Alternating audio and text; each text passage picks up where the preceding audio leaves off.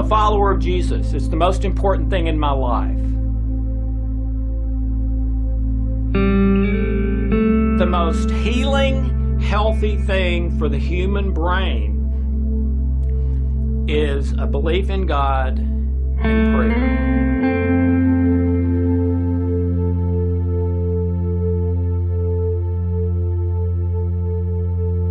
Okay, I've got to share something here that is just unbelievable to me, okay? To think that this would happen by natural selection or survival of the fittest is just nuts to me, okay? And that's the thing about brain states. We talked about brain states in the foundational material. You have delta, theta, alpha, beta, gamma brain states.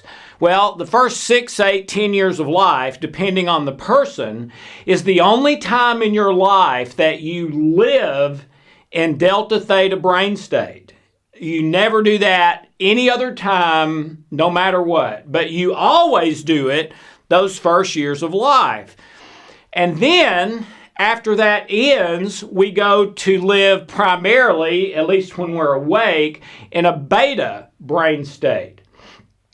Well, beta is the brain state primarily of stress, okay? Delta theta is not. That's a non-stress state, okay? So what's so terrific about this?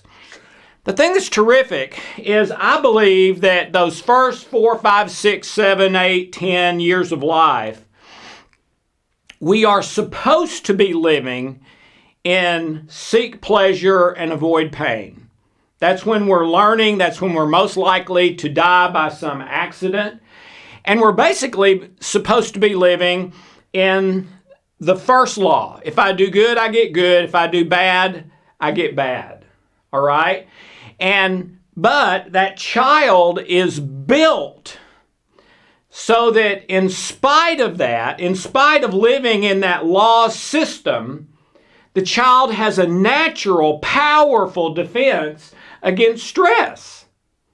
If they didn't, they'd probably be stressed all the time and sick all the time and all that sort of thing.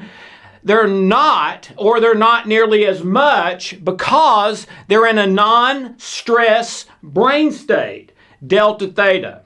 Okay. Well, once we get to 8, 10, every once in a while 12 years old, depending on the person, for the rest of our life, we switch out of delta theta, which has this natural protection against stress, into the primary stress brain state. Now, why would that happen? Why wouldn't we just stay in the non-stress state our whole life? Because when we get to that place, 8, 10, 12, that is when we are supposed to move from the first law, if I do good, I get good. If I do bad, I get bad. The laws of nature, you reap what you sow, stimulus response, karma, all of that, okay? But now you're capable of not living there, but with your mind and your heart choosing to do what you believe is right in your heart, regardless of the results. In other words, now you're capable of making a decision to live in love rather than in what's in it for me. And it may actually be for each person the very day they're capable of doing that. They switch from the protected brain state to the unprotected brain state. All right? But here's what happens. When the adult, whether it's at 8 or 80, does make that full, forever, no matter what commitment to live in love as best I can in the present moment, giving up the end result from an inward state of love, joy, and peace, when that happens, that is an anti-stress place to live. So now, even though I may be in beta brain state a lot, I'm still not stressed because I'm choosing, and because I mean it and have really fully committed to it, my unconscious allows me to live here. Well, this is the state that decreases stress, that automatically gives you positive thoughts, feelings, actions, behaviors, all that. Okay? So if I make that choice, once I'm capable of it, whatever that age and day is for me, if I do make that choice, then I'm still protected, because now my hypothalamus is not picking up a fear signature, it's picking up a love-based signature and shifts me to here. Now, if I get to 6, 8, 10, 12, and just keep right on living, seek pleasure and avoid pain, what's in it for me, which is what almost everyone I've worked with over the last 30 years does, whether they're 10 or 80, all right? Guess what? Now I'm in physiological stress right here because I'm not protected anymore. So I haven't really changed my philosophy of life. It was seek pleasure, avoid pain then, and it was supposed to be then, and it's seek pleasure, avoid pain now, but now I've reached the age where I'm supposed to make the other choice, to live in love and live here. Well, isn't that absolutely remarkable? That our very mind and unconscious and heart and spirit are built, programmed so intricately that those first years of life I'm protected, when all of us live in seek pleasure, avoid pain, and that first law. But then when I'm capable, when I'm to the age that I can reason and decide what I want for my life, not just what's happening to me right now in the day, and I can look long term, not just short term, delayed gratification, not just instant gratification, that if I don't choose that and keep going by seek pleasure and avoid pain, then I start living here where I haven't been living probably because my brain was protected from this state because I was in delta theta. But now that I'm not, if I don't make the love choice, continue right on the way I've been living, then now I start to experience this, which is exactly what happened to me in my life. Up until I went to school, I would say my life was idyllic, almost, Willy Wonka almost kind of stuff. Okay? My dad didn't have any hobbies. I was his hobby. He was my best friend. My mom was wonderful. I mean, yeah, I had some bad stuff happen, but in general, once I started to school, oh goodness, everything started to crash. Well, in addition to being dyslexic and things that would have contributed to that, I also I know that I kept living in seek pleasure and avoid pain. I can remember those days. Well, that means maybe for the first time in my life, instead of living in delta theta brainwave state, a non-stress state, once I started to school, I started living in this state as well because I'm no longer protected from it and I'm still choosing what's in it for me. Seek pleasure, avoid pain, action, reaction, stimulus, response, karma, etc. So, boy, the phrase from the Bible, the phrase from ancient manuscripts, we are fearfully and wonderfully made. Oh my goodness, this is genius. So if you're living here today, it's because you just kept right on living the way you had those first years of your life, which is what almost everyone does. Okay? But now, I hope you will start to choose love in the present moment and start to live here in a way that you didn't even experience consistently as a child. You were only protected from the negative. You didn't necessarily have all the positive like this. So I see it as a fabulous opportunity. Why would the unconscious mind release its number one prime directive to keep me physically alive. Why? Why would it do that? Because the only thing more important than death is love. Love is what this whole life is about. And that's all through here. Okay? So once you do understand it, get it, and fully commit to it forever, no matter what, even though you're going to make tons of mistakes, you've won. Game over. The referees blow their whistle. Alex wins. You win. So there's no reason anymore to prioritize keeping you physically alive. Now you're free to go and love and succeed. And now you start working the way you're built to work without malfunction, or for sure without anywhere near as many malfunctions. Okay? So that's the majority of the greatest principle. And so every day I would let that be your prayer, your intention. When you have thoughts and feelings that are contrary to that, I would turn them into a prayer. Even the exact same words. You don't have to change the words a bit, even if they're cuss words. God already knows you're thinking that or feeling it. Turn it into a prayer and ask that you be able to commit and fully start living love in the inward state. Okay? And it will happen in my experience. Now, how long it takes, different for every person. But let me tell you this, if you get to 6 months or 8 months and it hadn't happened yet, and you start grumbling and being negative, and it probably means you never fully committed in the first place.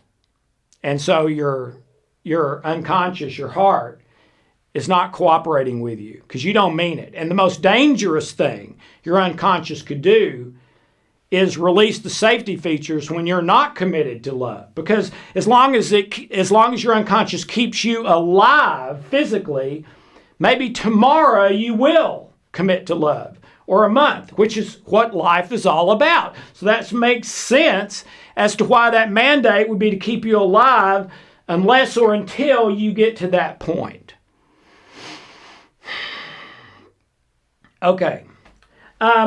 I came up with a few statements to try to help you a little bit as you move toward committing your life to living in love, not fear, grace, not law, not the 3-step blueprint, decide what you want, plan to get it, not that, but letting God and love and supernatural power work through you to do the things you need to do, which means you're going to do them way, way better, okay?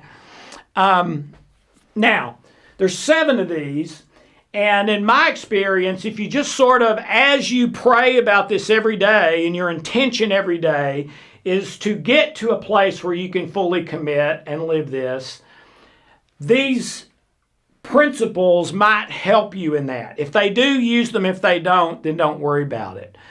For these 7, the first sentence is really the principle, and then the rest of the paragraph or whatever sort of defines the principle. Okay? So once you understand this, you can pretty much just forget this stuff and focus here because you already know this. Okay. So, number 1, no matter what pain you're struggling with, it's not your fault. Okay? This is the one people have trouble with the most. What do you mean it's not my fault? I remember doing it, specifically 15 minutes ago. Not to God you didn't. In God's eyes and book, through His grace, no, that was not you that did it, okay? And you are a spirit. Like Alex is a spirit inside a 165-pound flesh suit that Paul, I believe, called the old man and must be crucified and killed. All right? Almost all of my sin stuff comes from this 165 pounds of flesh. It gets cold, it gets hot, it gets hungry, it gets sexual desires, it wants stuff, it wants comfort, all right? Well, that's not Alex. Alex is the spirit. That's the flesh, all right? So no matter what you're struggling with, it's not your fault, okay? Once you are right with God. Number 2, the internal always creates the external, never the other way around. So quit trying to purchase love, joy, peace, happiness by good things happening out here. It will never work. Create the love, joy, peace in here, and your circumstances are going to start changing for the better on their own. Number 3, what you really want most is not the external circumstance. It's the internal state of love, joy, peace in your heart and mind in the present moment. Remind yourself, this is the only thing that's really going to make me happy, content, fulfilled long term. Number 4, what's in it for me love often looks like love on the outside, but it's really an attempt to use unhealthy control or convince another person to help you get the external or physical circumstances you think will make you happy. It's really manipulation. Okay? Number 5, your willpower, fueled by fear and faulty programming, is an insufficient power source for life and success. It'll never work. Not intended to work. You're unconscious 1,000,000 times more powerful. You're going to lose that battle. The internal state of love, joy, and peace is a miraculous power source for life and success that virtually always works. Number 6. And number 7, and this is sort of a composite culmination of all of these statements. Living in love for the next 30 minutes as best you can, giving up external and physical results and circumstances, will produce success and happiness beyond your wildest dreams, no matter what. Why do I say 30 minutes? I used to tell my clients, commit to love in the present moment for the rest of your life. And it was just so overwhelming, okay? They couldn't do it. So then I started saying, okay, see if you can just do 30 minutes, all right, with God's help and asking your heart to help you because you're trying to move toward that love, complete commitment. Well, that worked a whole lot better and was not nearly as overwhelming. I got to tell you, sometimes I have to do 1 minute, okay? So whatever works for you. But don't think of the rest of my life. Think of the next 5 minutes or the next minute or the next 30 minutes, okay? And refocusing to live in love in the present moment as best I can from an inward state of love, joy, and peace, right with God. That's it. And if that is your intention and desire, and you take little inchworm steps every day, I believe, and I've experienced with many people over the last 30 years, that will happen for you at some point. And when it does, doesn't matter how long it took. Because now you've won, and you know you've won. You feel it. You feel, wow, this is not what I would have envisioned as my best success or my best life back whenever I started. But I know this is perfect for me. And I am happy. I am fulfilled. I am content. Doesn't mean bad things won't happen or painful things won't happen. Which path is the path with no pain? The fear path or the love path? Neither one. They both have pain. All right? The difference is that by and large on the fear path, the pain is meaningless, where on the love path, it's meaningful. And we know love has pain because love suffers all things. We wouldn't need to suffer all things if there wasn't pain. Okay? So, that's it. So, brings me back again to what do you want more than anything else right now? Honestly and truly. And do you want this for your life and those you care about? Or this? And where are you now? Where have you been most of your life? And are you willing to give up the end results of your life to God, to love, live in the present in love, regardless of physical or external circumstances, or whether I get the results I want or not? I think that's called faith. Am I willing to step out on that limb? Because it can be the scariest thing in the world, I've observed for so many of my clients, to give up the pain, pleasure, end result. And that's what you have to do. But once you get there, I promise you this, you will never go back. And other people will ask you, what is going on with you? What are you doing? And you may say, well, I'm not doing anything. Yeah, you're doing something. And they want some of what you've got because they know they don't have that. What is it? It's love. All right. I hope that makes some sense. We will now be starting with number 2 and then 3, 4, 5, 6, etc. Spiritual laws of nature. This concludes number 1, the greatest principle, which is the one that applies to everyone. Okay? So I hope I was able to present this in a way that you understand it, are curious about it, are interested in it. The greatest joy of my heart could be to help you do it in your life. So thank you so very much and have a wonderful, blessed day.